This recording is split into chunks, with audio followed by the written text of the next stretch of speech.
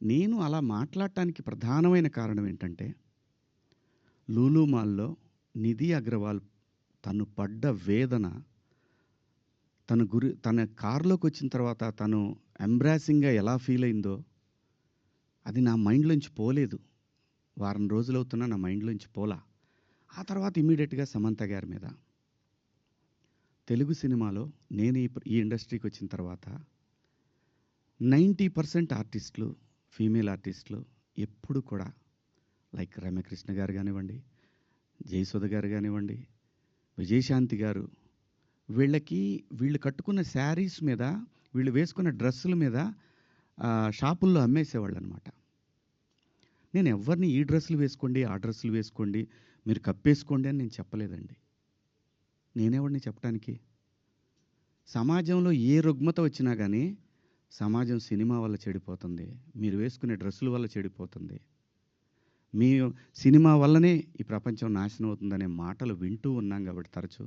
ఇక్కడే బతికి, ఇక్కడే నా కుటుంబాన్ని ముందుకు తీసుకెళ్తూ, నా పిల్లల్ని చదివించుకుంటూ, ఇక్కడొచ్చిన డబ్బులతో చదివించుకుంటూ, సినిమాని ఎవరు అనకూడదు అనే పంతాలో మనం ఎందుకు వాళ్ళకి అవకాశం ఇవ్వాలనేటటువంటి ఆలోచనతోటి నేను ఆ సందర్భంలో వచ్చిన మాటలు నాకు ఇప్పటికి కూడా నాకు నమ్మబుద్ధి కావట్లేదు.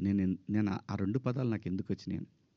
ఇందాక మన జర్నలిస్ట్ మిత్రులకి నేను నా ఫోన్‌లో ఉన్న మెసేజ్‌లు చూపించాను. ఏమని? ఫస్ట్ నేను అపాలజీ చెప్పింది నా భార్యకి. వెంకట్ గారు మీరు చూసారు కదా! ఎన్ని గంటలకండి నైటు?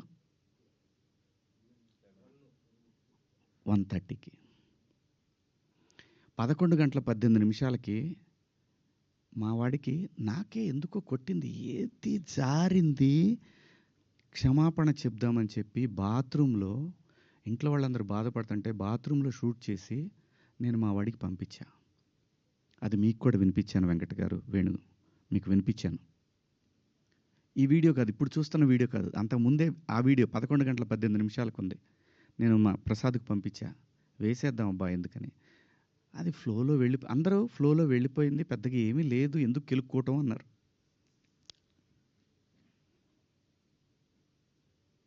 సో కర్మ ఎలా కాలిందో తెలీదు. కర్మ ఎవరిని వదిలిపెట్టదు. అలా ఆ సందర్భంలో నేను వాడిన 2 పదాలు తప్ప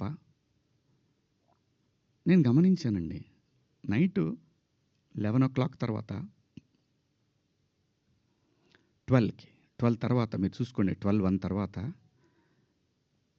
కొన్ని ట్వీట్లు వెళ్తా ఉన్నాయి. ఎవరికి ట్యాగ్ అయితా ఉన్నాయి?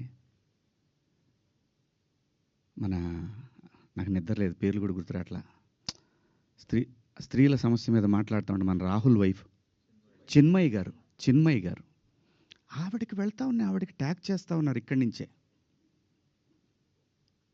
మొత్తం ట్యాగ్ చేస్తూ ఉన్నారు. ఆ తర్వాత మన అనసూయ గారికి ట్యాగ్ చేస్తూ ఉన్నారు. ఎందుకు చేస్తున్నారు నాకు అర్థం కాలేదు. సర్లే ఏదో పాపం ఆవిడ మాట్లాడుతూనే ఉంటుంది ప్రతిసారి కూడా, తప్పేం లేదు. నా తరఫు నుంచి 2 పదాలు దొరికినాయి కాబట్టి ఐ హ్యావ్ టు బేర్. ఏదైనా బేర్ చేయాల్సిందే. మనం దాన్ని ఓట్రిచ్చి కొట్టినా దానివల్ల ఏం ప్రయోజనం లేదు. ఎందుకంటే తప్పు నా వైపు ఉంది కాబట్టి నేను సర్దుకొని వెళ్ళాలి, తప్పదు. క్షమాపణలు చెప్పాను, ఇంకా చెప్తాను కూడా. ఆ 2 పదాలకి నేను ఎప్పుడు సెట్ అవుతానో నాకు తెలియదు. నా మైండ్ ఎప్పటికి సెట్ అవుతుందో తెలియదు.